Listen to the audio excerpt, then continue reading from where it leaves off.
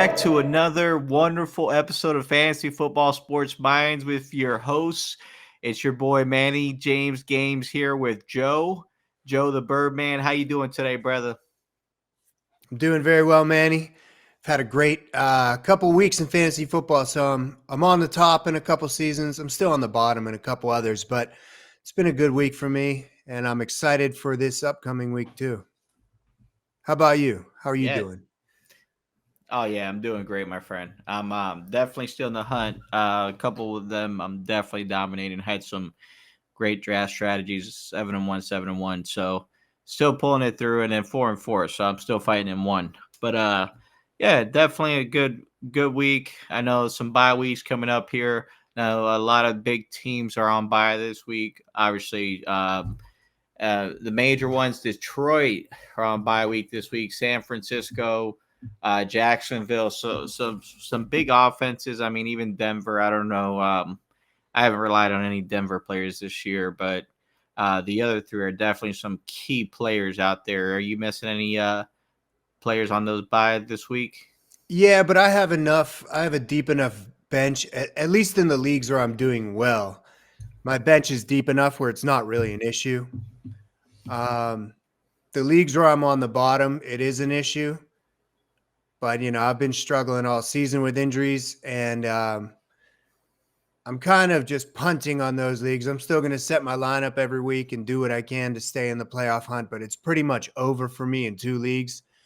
So it is what it is. But in the two leagues where I'm in the top three, my bench is very deep to the point where I'm actually not sure who to play at certain positions. So I'm doing just fine. I get it. That definitely champagne problems in those for sure. Mhm. Speaking of injuries, Kirk Cousins is the newest injury here to the report. Achilles, he's out for the year. I know Vikings picked up Josh Dobbs in a trade. Obviously, everybody in Minnesota takes a dip on that fantasy radar. Absolutely. So obviously Jordan Addison was looking phenomenal for those last 2 weeks since Justin Jefferson went out. But now with that injury, I don't know. I'm definitely not so high on Jordan Addison anymore. And even if Justin Jefferson comes back, I'm still not as high on him. And I know he's one of those guys you start him no matter what, but his stock definitely takes a dip for me. Yeah, I agree. And I think that Hawkinson will probably take a dip too. Even though he's going to be a safety valve, Kirk Cousins is a really good quarterback specifically for fantasy, but in general. And yeah, all those guys are going to take a hit. I don't see how they couldn't.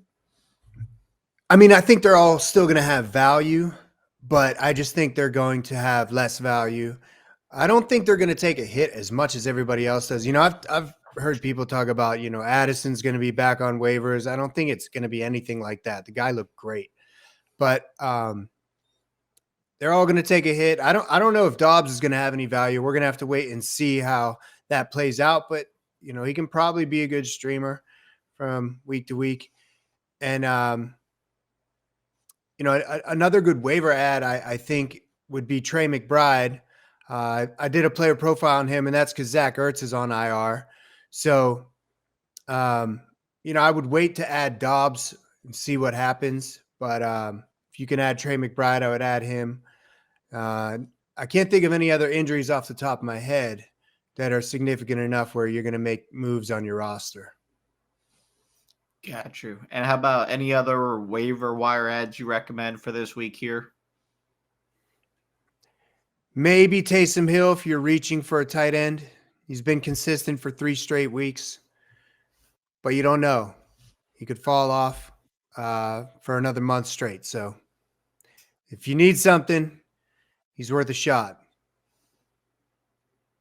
Yeah, and you're another guy from that team, Rashid Shaheed, right? He's somebody that, could be in for a couple games, probably bounce out, you know. Yeah, it's tough to say. I For, started him in one league where I was desperate, and he almost won it for me. He put up close to 30. So yeah, he's worth an ad if you need a wide receiver. and Rashad Dotson, he's somebody that's been available in a few leagues. Obviously, I'm sure after this week, I'm sure he's been a top priority ad, but he's someone I've seen available in multiple leagues uh, after this past week here. Yeah, and I had Jahan Dotson on almost every team. I drafted him in almost every league, and I dropped him a couple weeks ago. And man, no one expected the team Sam Howell to throw that many times. But if you look at that offense, they throw the ball non-stop. So I wouldn't be surprised at this point now that we've seen what they can do. Jahan Dotson might have a couple more big weeks. I still am, not even close to comfortable starting him. But maybe I'll pick him up again in a couple leagues if I've got an extra bench spot. But man, yeah, that was frustrating because I dropped him to see him go off like that. But I am actually happy to see it because I was really high on him at the beginning of the season. I even thought he was going to take Terry McLaurin's wide receiver 1 spot. So that's how high I was on Jahan Dotson. So it is good Yeah, to see him, play like that. yeah, you did a player profile on him too, so I know it's good to see him bounce Yeah, back very from that as early. well. Yeah, very Yeah. early. Yeah, and also when they just trade off both their DNs too, so they're going to be generating a lot less pressure for that Yeah. team. So and they were actually solid on defense throughout the season. Now their two best DNs are gone, so you're going to expect that team to be behind a lot more often, and teams are going to be scoring a lot easier, especially now that their pass rush is gone. So Mm-hmm. expect them to be behind a lot more games. So That's a good I point. I didn't even think about that. I heard about those two getting traded, but that's a good call. They're gonna possibly be playing from behind and throwing the ball more. So more yeah, incentive to add someone like Dotson on your team. yeah, they kept both their D tackles, the Aaron Payne and Jonathan Allen, but they got rid of Montez and Chase Young, so they're rebuilding. So let's Hmm. see. And Chase Young's on the Niners now, so that'll be cool to see too. Yeah, anything. I mean, the Redskins hate the Eagles so much that they'll do anything that boosts up their enemies, right? Like literally, they gave the Niners traded for Andy Gregory 2 weeks ago. They have Joey Bosa. They have, they literally Hmm. have everybody. They got Javon Kinlaw. They drafted him. They got the kid from USC. They drafted him in the second round. I can't recall his name, but he's supposed to be like Drake. Drake. I can't recall his name. Drake something. But he's I'm supposed not to be a sure. I stud. Uh, I just know they've made a lot of moves. Like the Niners a have lot. made quite a few moves. Javon Hargrave It's from the Eagles, D tackle. They signed it's just him. strange to see so much activity in the middle of the season, but yeah, and one Uh, and one more guy to think about if he's available and you need a tight end is Logan Thomas because we were just talking about they might be throwing the ball a little bit more and he has looked pretty good in recent weeks too. So, I'm always talking about tight ends. I don't mean to do that, but he's worth an ad if you need a tight end. Tight end whisperer. That's your thing there, man. You love the Yeah, tight end, sometimes. so we'll let you I'm we'll let always you do trying the to tight find end. the I'm always trying to find like just someone that's reliable. So I do a little bit more research on them than probably most people. Yeah. Hey, I'll tell you guys where all the good running backs for wide receivers are. If you need a tight end that'll get you 6 to 8 points, I'm your guy. Oh, that's funny. Hey, Joe's your guy. You need a tight end that will get you something No, more no, I'll than try to find one that'll get you more than zero. that. Yeah, if you want someone that's gonna put These up more than tight ends 4, suck, boys. Do it not is go with tough, someone man. It's a else. tough position. It's a It tough is. It fucking is. position. All right, but get into this week's topic over here. Let's talk about the hot calls of the week because it's getting hot in here, my friend. It's getting into November here and it's warming up a bit. And last week we had some pretty good calls. Me myself, for my hot calls, I did pull up a couple games for last week. So I had the Bears versus Chargers. Ended up being a high scoring game, 13-30. Obviously, it started off a little bit slow first half. It did heat up a little bit. Chargers were on fire, of course. They were high scoring. Bears did disappoint for the points. But the other game was the Cowboys versus the Rams. Rams, of course, slower in the first half as well. They ended up scoring 20, so not horrible. But they did go over the spread, and then Cowboys scored 43. They were absolutely on fire. And then, of course, my hot high scoring game for this week, I do have the Eagles versus the Cowboys. It's in Philly. And as I said, any game against the Eagles this year has been high scoring, and it hasn't disappointed, right? Because every single time anyone plays the Eagles, they play their best game. And the Cowboys lately have been scoring. Last 2 games have scored over 40 points. So I think that's not going to change. They're going to be scoring over 40 on us as well. They always give us their best game. CD was on fire last week. I think he'll be on fire this week as well. And then the Eagles, of course, have to match that. So Cowboys have a top 2 pass defense this year. But if you look at the teams they've been playing, they've been all bottom 5 teams anyways. So they're going to actually go up against the top 5 offense now. So what's going to happen is we're going to, also score points on them as well. So you're going to see a back and forth, Oh, yeah. and ultimately it's going to go down to whoever makes the biggest play last.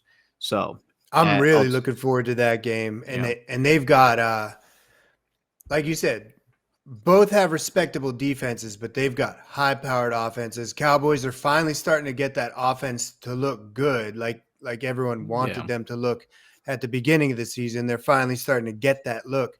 They're starting to get in sync with each other. Pollard's still struggling a little bit, but CeeDee Lamb looks good. Dak looks good. They've got enough people to spread the ball around. And then on the other side, you got the Eagles, who clearly have a lot of weapons too. The offense for the Eagles has looked really solid for the entire season. And as we were talking about pre-show before we started recording, DeAndre Swift has looked amazing. And on top of that, of course, A.J. Brown is an every week start without fail. And I think Devonta Smith, he's always been up and down. He could easily have a big game, especially if this game turns into a shootout. If these teams start scoring early, expect it just to continue all game. And that's what I really hope happens. I got a lot of players from the Eagles, and it's just always a good game. Like you said, these teams play each other hard. So I expect that same thing to go down. Oh yeah, and it's not going to end until the final whistle too. And Eagles, what I've noticed too, they can't really cover CeeDee Lamb, like that kind of receiver, that quick, shifty receiver. He's always going to be open. So I mean, I'm going to be running a lot Well, of. you've been talking about their secondary all year. Their Yeah, they secondary's been can't cover hurting. anybody. And, Kevin Byard's been there 2 weeks. He's not gonna help their secondary this week. I mean, Eli Ricks, they talking about the rookie. He's not gonna. I mean, Eagles are playing zone. Their defense is not really ready to shut anybody down yet. So at the end of the day, until we get later on, and we start flowing and like gelling, I don't think we're gonna stop the Cowboys this week. So I just think it's gonna be a fun matchup as far as a lot of points. And it's going to be in Philly, and it's just going to be loud. It's going to be wild. And I'm going to be playing a lot of matchups with, multiple players from both sides for DraftKings this weekend. So. Oh, yeah. There's probably going to be a lot of fights in Philly, as always. But maybe even a few more since it's against the Cowboys. Yeah. You're going to get some clickbait for sure. Some belligerence. Yes. But what about you? Well, my first hot matchup is actually, I'm going to talk about the one I have listed here second, but just to tie it into last week. Last week, one of the hot matchups I had was the Niners and the Bengals, and it was the total points scored in that game was 48. Or I'm sorry, 48. So they're 48 total points, but I expected the Niners to play a lot better than they did. But the Bengals, man, they came out swinging, and they kept swinging all game. And I expect them to have another great matchup with the Bills. The Bills is a pretty rock solid defense, but they haven't looked great this season, not nearly as good as they did last year. And just the offense from the Bills and the offense from Cincy, both of them have like average defenses, and they're not expected to be able to stop each other. It's gonna be a shootout if the offenses are playing well, which I expect them to, because they both look good. The Bengals bounce back. They look like they're in their true form. The Bills have been steady. Diggs is an every play week. Chase is an every play week or every week play. And you know, I don't know who else I would start with confidence outside of those two receivers. But if you've got Mixon, you're going to play him. Um, with the Bills, they made that move on Fournette. I think that's just gonna we're gonna have to wait and see what they do there. But James Cook is probably gonna take a little bit of a hit from that, but not this week. This week I'd be playing Mixon, I'd be playing James Cook, I'd be, with confidence, obviously I'd be playing Chase and I'll be playing Diggs, Josh Allen, Burrow. Burrow looks like he's back. I picked him up in a league that someone actually dropped him a couple weeks ago when he was on a bye. So I picked him up, and now I'm going to try to trade him because I've got Hurts in that league. And the thing is, I might hold him for a couple weeks and let him blow up even more, and that value will build because he's going to be great, and this game is going to be great. It's going to be very offensive. Yeah, definitely. And it could definitely be a high scoring game for sure. Cincinnati and Bills, they always play each other good. Obviously, last year was the first rematch since that whole DeMar Hamlin game that they had the year before, where it was canceled. So Bills obviously had the injury to Tre'Davious White, where they lost him for the season, and they haven't been the same.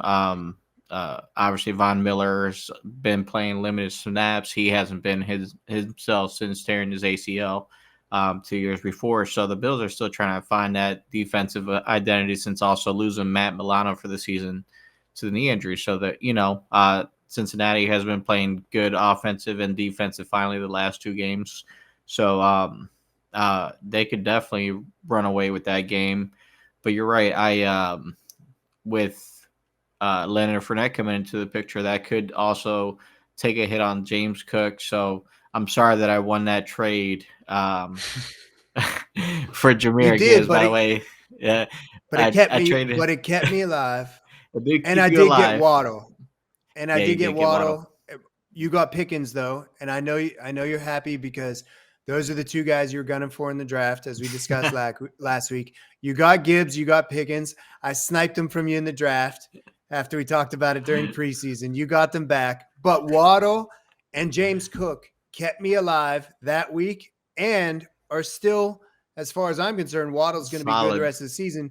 James Cook, I don't know what's going to happen to him, but for now, I think he's going to have a double-digit fade this weekend. So, I'll worry about it when I have to. And I still got some guys on IR, so when they come back, I might not even be worried about it. I mean, you got Justin Jefferson and James Conner should be back week 10 next week. So, Yeah. and Devin Achane too. Yeah. Oh, Achane. He should be coming back same week.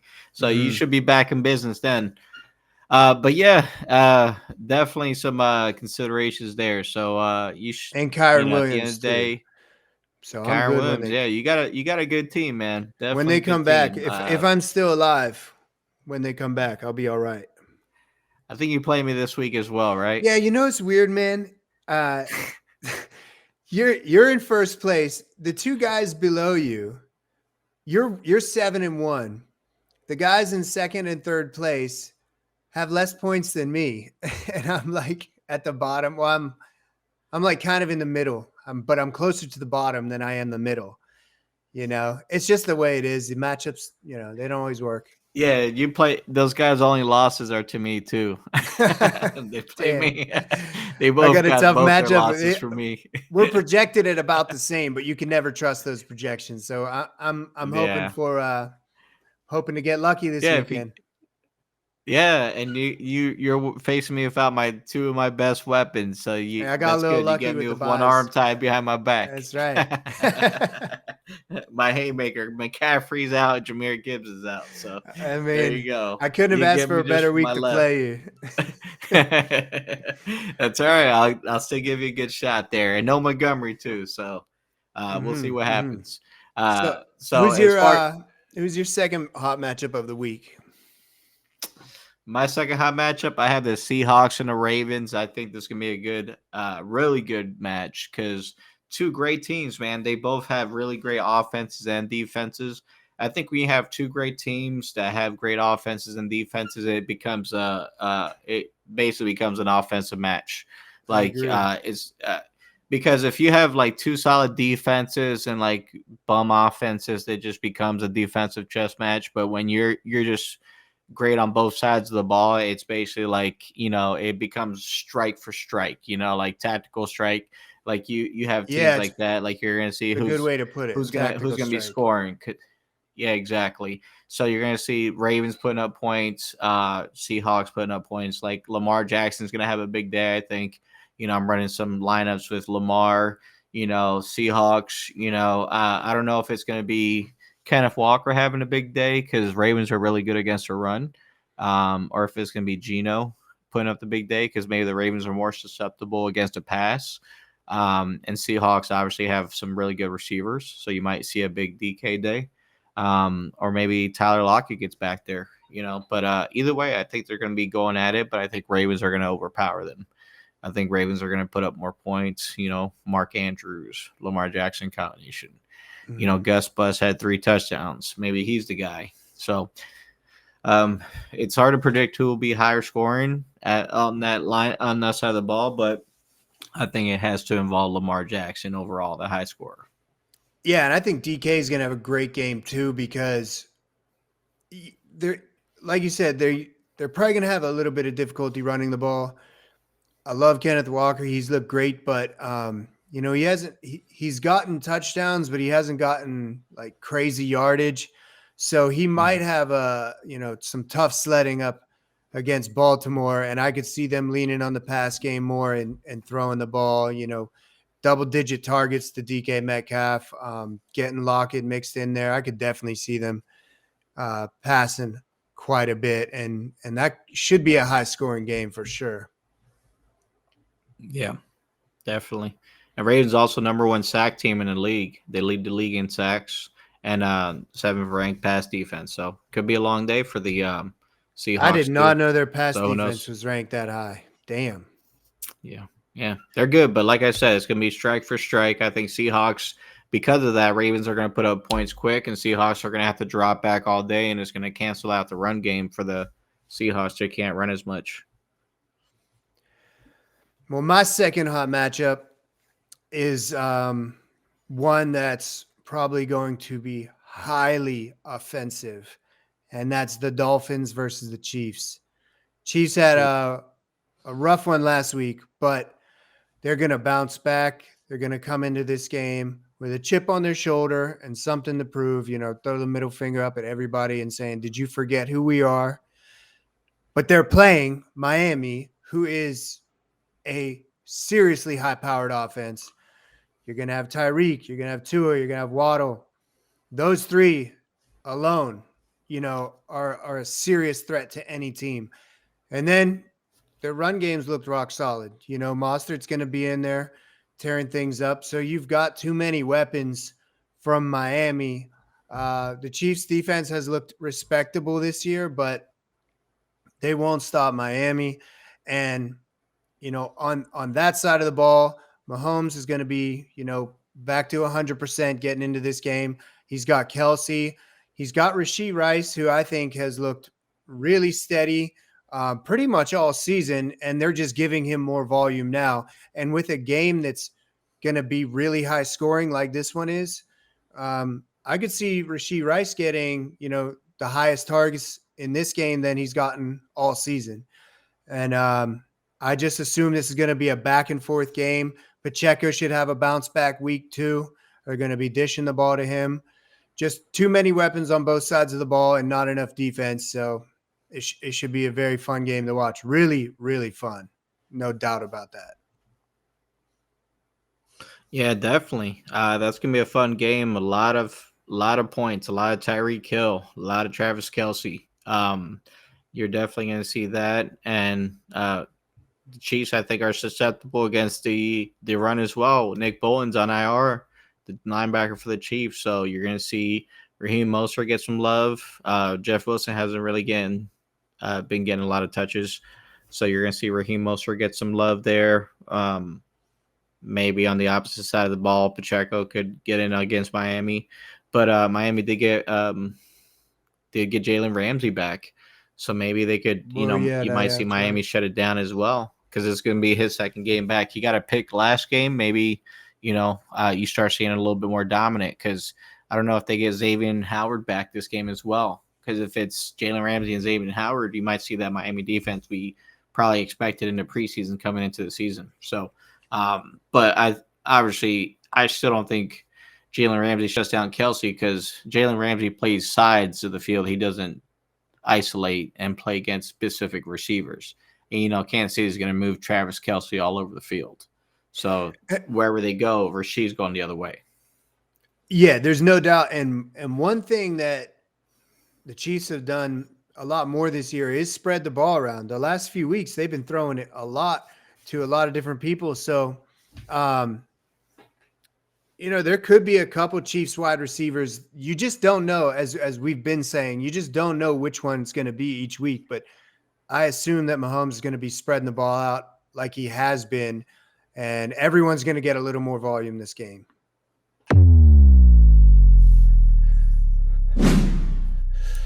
Oh, it's time for a cold call of the week.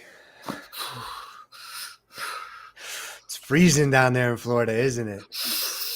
Oh, it's so cold. It's a cool 90 degrees here. It actually was. I'm in North Carolina. It was actually cold as hell trick-or-treating last night. I was freezing my balls off, tucked right up into my belly. But I know it's 90 in Florida. I know it's like 7:30 in the morning. You walk outside Florida, you're sweating your ass off. But my cold call of the week, I'm,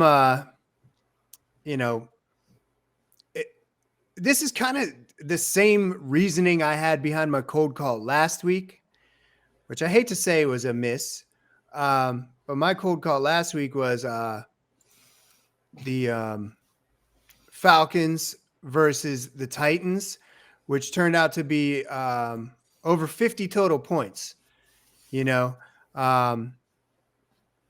that's something we can get into later. But my reasoning behind that was because they're hurting at quarterback and they have no offense.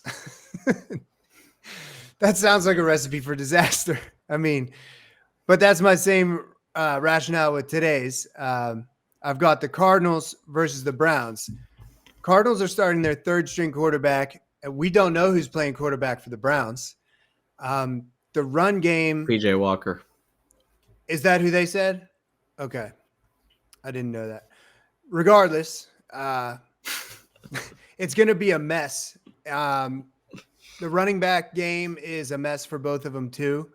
The first string running backs out for both of them.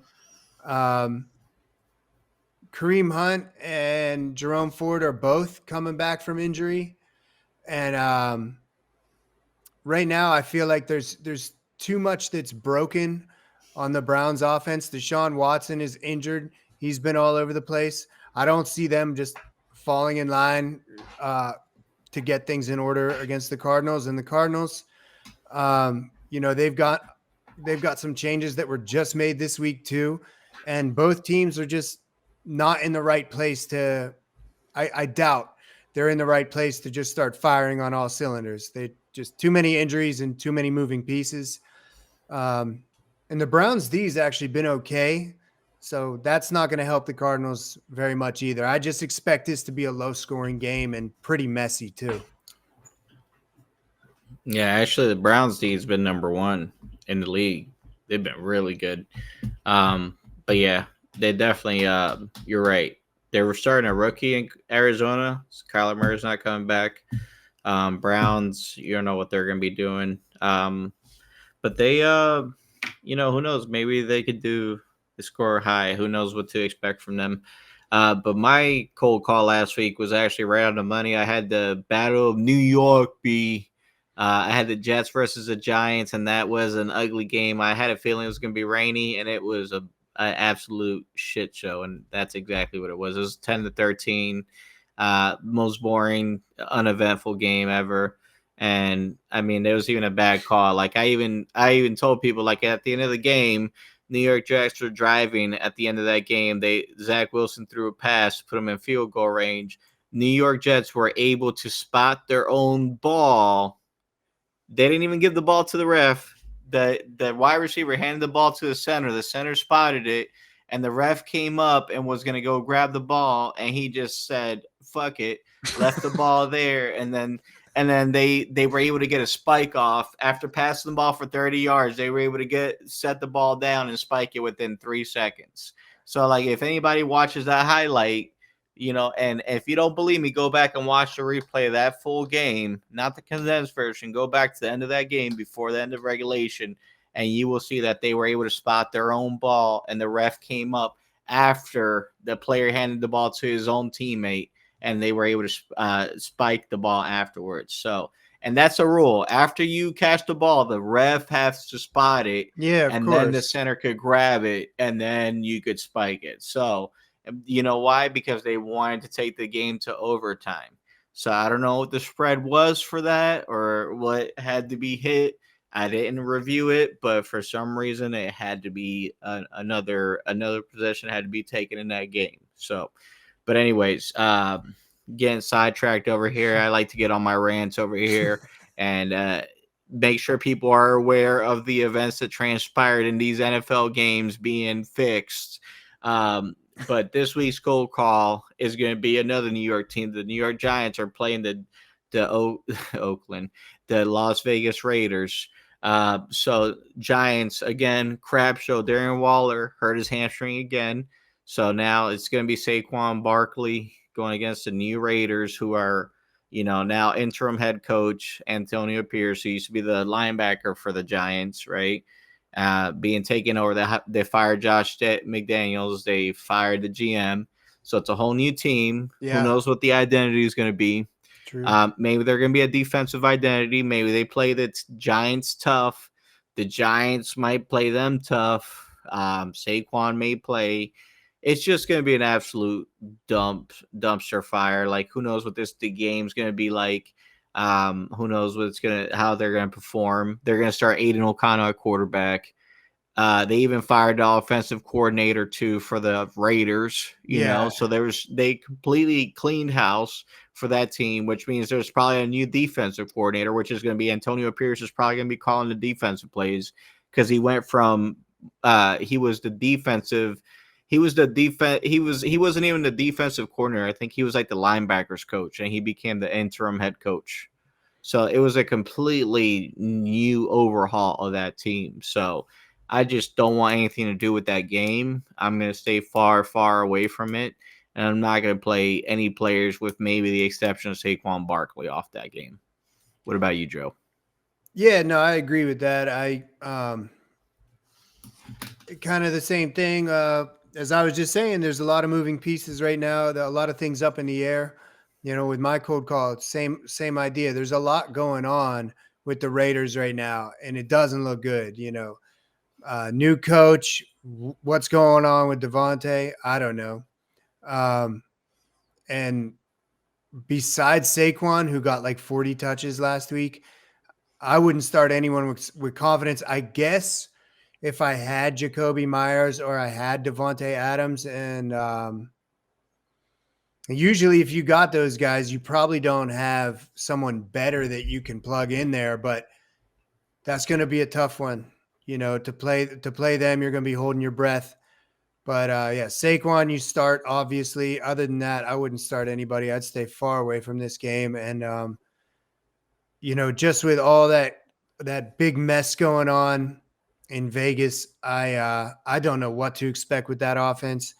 I am playing the Raiders D in a couple leagues just because I expect this game, to be very weak offensively. And they seem kind of like a safe play. Interesting.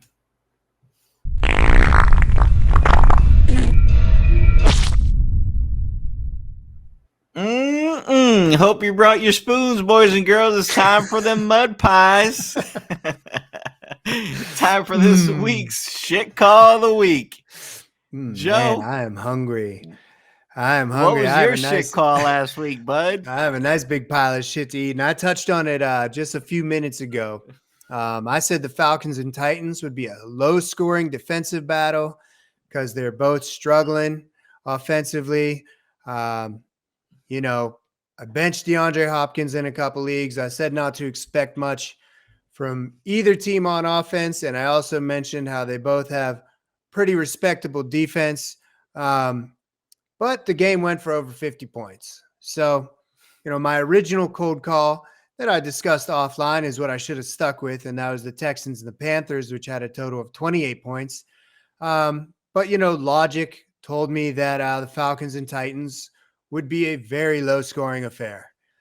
And, as DeAndre Hopkins was sitting on the pine in two of my leagues, he had 4 catches for like 130 yards. I think it was 128 yards and 3 touchdowns. And Levis, I think that's how you say his name, looked awesome.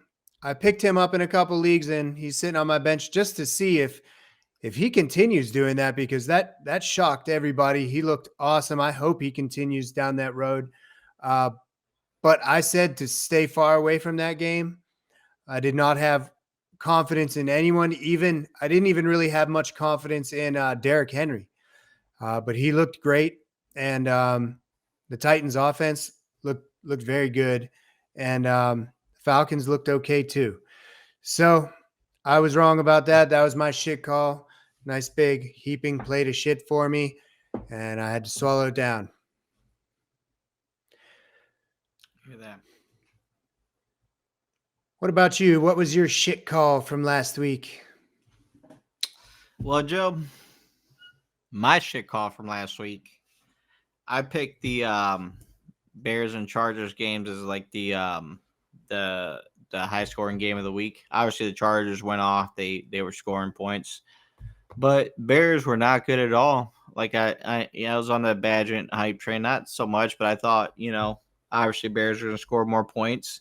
I mean, Bears ended up firing their running back coach, but they are just so inconsistent, man. Like you cannot you figured they ride their hot hand from the week before. I mean, Dante Foreman had 2 rushing touchdowns and a receiving touchdown a week before, and what they did, they ended up giving him 9 carries the next week, and he didn't have like 50 yards, all-purpose yards. Rashawn Johnson had 6 carries the next week. He didn't even have 20 yards, and neither of them had a touchdown. Like, it was just a complete dumpster fire, and the Chargers aren't even known for the rush defense. And they could not get anything going on the ground, and they could have kept the game close, but they just had a horrible play calling. And just the fact that I trusted the Bears to at least put together a consistent game plan and actually put up some points was my bad to even consider them. And I have a friend who's a hardcore Bears fan or a Chicago fan, and I'd always ask him, "Hey man, you watching the Bears?" And he's like, "No, I'm a Blackhawks fan." Because he's like, every time I watch the Bears, they just always, they make it real easy to switch over to hockey season after like the first couple of months. They're just so disappointing. And he'll try to cheer for them, but that's just what it is. They just find a way to break your heart and just not be consistent. So that was is my so shit true, call. man. They are very, very inconsistent, and there's high hopes going into this last season too, but especially going into this season, there were very high hopes. They just Feed DJ Moore. That guy's so freaking amazing. Feed him. Design plays for him. Why are you not giving him more wide receiver screens, more reverses? Why are you not consistently having him in your game plans? What the hell is wrong with you? Yeah, it's hard to explain. And, as a Steelers fan, I'm asking myself a lot of the same questions when I'm watching their games, just what's going on here. But yeah, that's what I was saying on Sunday too. What's going on, especially with Dante Foreman, because, I picked him up in a bunch of leagues, and I think I only played him in one, but I was pretty confident about that. Even though Roschon was back, I thought, after last week, they're going to give him double-digit carries, no doubt, But no, it's not at hard to all. explain.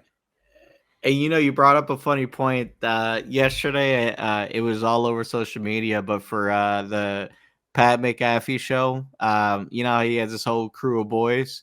Yeah. One of their Halloween costumes, one of the guys dressed up as Matt Canada, the devil. Did he And he really? had Matt Canada. Yeah, he had the Matt Canada hat. Like Oh I my. think he wears like that Chinese style hat. And he had like his Pittsburgh like long sleeve tee that he wears, a black long sleeve tee. No And then shit. he had like freaking his face painted red, and he had devil horns out of his hat. Like it was I'm gonna awesome. have We to look have to that look up. it up. I Yeah, like you Pat have to look it McAfee, up. dude. You have to I'm gonna have to check that out. I didn't see it yesterday. Bro, you have to clip it, probably put it on this show or something like right here for our viewers. Like that is so awesome. It I'll is find the image. hilarious. Yeah, that was his Halloween costume. Like the viewers have to see this. This is too good to pass up. Matt Canada, the devil. That's what a lot of people in Pittsburgh it's think, man. It's tough Oh to my goodness, explain these high it's a school whole plays. movement. If he doesn't get fired after this year, brother, Eh, like you have to free George Pickens, man. We thought it was It's just happening crazy. last year. It's yeah, I don't know, man. He's become a meme. He has, but yeah, that's too funny, man. Too funny.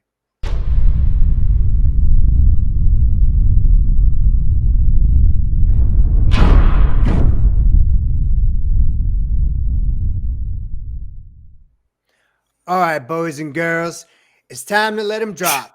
It's the big balls call of the week. Let him Not girls hang. though, just boys. Oh no, it's 2023, man. And girls can have balls too. That's right. You can be born with them. So who's your big balls call of the week? All right. So the last 2 weeks I've been on a roll, and you count them. I said 2 weeks ago, I said Jameer Gibbs was going to have his breakout game, and he did. And last week, I mean, I wasn't 100% on, but I was on. I said he was going to have a big game. I said he was going to have a big game, over 100 rushing yards, 2 touchdowns. He had almost 200 rushing yards in a touchdown, almost two. It was a huge game for him. And now I'm going to keep riding that train here, and it is the Detroit bye week. But Detroit is going into the bye week. David Montgomery is going to be coming back, and they just traded for Donovan Peoples-Jones. So people are wondering, is Detroit going to go more pass happy now that Donovan Peoples-Jones is on the team now? And the answer is no. So now Jahmyr Gibbs is finally really developed. He's up to game speed. He's what they wanted him to be and then some, right? So now what's happening, they finally got their big body blocking receiver. So now Detroit's going to become the most run heavy team in the league, just like they were last year. They got the personnel that they want. Jameson Williams is not really developing the way they want, so they're going to give him some more time. And Jared Goff is not really the deep passing guy they want, or developed into the guy they need to. So what they're going to do is they're going to run the ball a whole lot more than they want to. So that game 3, when David Montgomery got those 32 carries in a game, you're probably going to see a heavy workload of like 20 to 25 carries for Montgomery and like 10 to 15 carries for Jahmyr Gibbs with like 5 to 8 receptions. And you're going to see Detroit just run the ball down people's throats. And you're going to see a lot of Donovan Peoples-Jones, running formations, maybe some Ahmad-Ra St. Brown passing formations, but I think that Detroit receivers are going to take a little bit of a dip, and they're going to be running some big formations because they have Laporta, they have those big bodies. So you're not going to see as many passing formations as they used to. So my big balls call is when Detroit comes back, they're going to become the most run heavy team in the league. So obviously this is not going to be a 1 week thing. This is going to be a consistent week in, week out thing. But I'm calling this now before people come back and start hopping on this hype train. And you're going to see them end up as a top rushing offense in the league. So I'm putting that out there in the universe now. What about you, Joe? What's your big balls call of the week? Well, I do like that call that you had, and that would be great to see a two-headed monster with Montgomery and Gibbs getting like 20 carries each. And I still think they're going to feed Laporta and St. Brown plenty. So Don't worry about that. But my big balls call of the week, I believe, based on one of my hot matchups, that in the Miami and Kansas City game, Rashee Rice is going to have over 100 receiving yards. I just feel like he's been very, very consistent, and he's hovering probably around like 60. He's probably averaging about 60 yards per game, give or take. And I could see that this being the game where he eclipses 100 just based on the matchup and the game speed. It's probably going to be very offensive, as we said, and just a really good setup for him to get more targets and more yardage that could easily top 100. Yeah, definitely see that. It could be his breakout game for sure. Mm-hmm.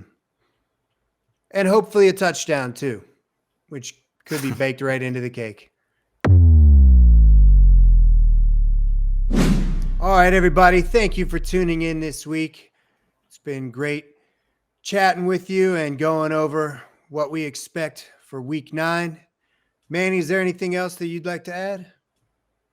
Oh yeah, definitely. Always check out our player profiles, ladies and gentlemen. We have them coming out every week, definitely every day here. Let us know if there's any particular player profiles you want to see, any players you want us to highlight. We always appreciate the support. Make sure to hit the follow button, and we appreciate everything you do for us, guys. Thank you very much.